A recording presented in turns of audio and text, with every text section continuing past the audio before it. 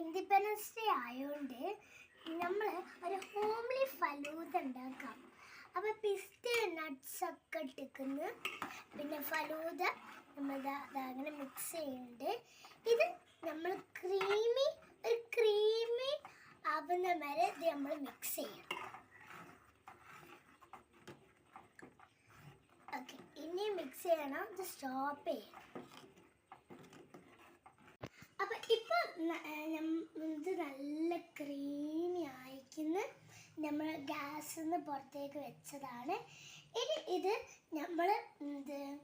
നമ്മൾ ഇതൊന്ന് ചൂടൊക്കെ ആറിയിട്ട് ഇത് നമ്മൾ ഫ്രിഡ്ജിൽ വെക്കും. അപ്പം നമുക്ക് കാണാം കേട്ടോ.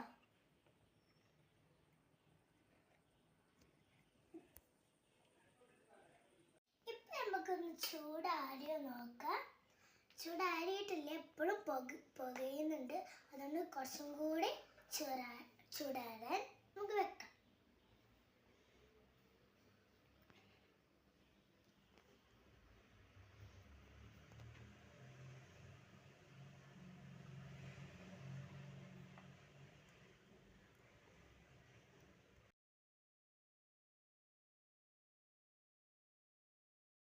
അപ്പം ഇത് 5 മണിക്കൂറായി ഇത് നമ്മൾ ഫ്രിഡ്ജിൽ വെച്ചിട്ടുണ്ട്. ഇത് ഏകദേശം ഫലങ്ങൾ മാലയക്കുന്നു. അപ്പം എൻ്റെ മമ്മ ഒരു ഗ്ലാസ് വെച്ചേക്കുന്നത്. നമുക്ക് ഇതിട്ട് നോക്കാം.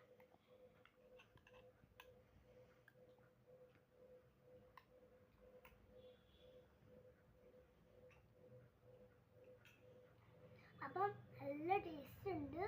ഇത് നമ്മൾ നട്ട്സും ബിസ്ക്കറ്റ് ഫ്രൂട്ട്സ് ഒക്കെ ഇട്ടിട്ട് നല്ല ടേസ്റ്റ് ഉണ്ട്. അപ്പം ടാറ്റാ.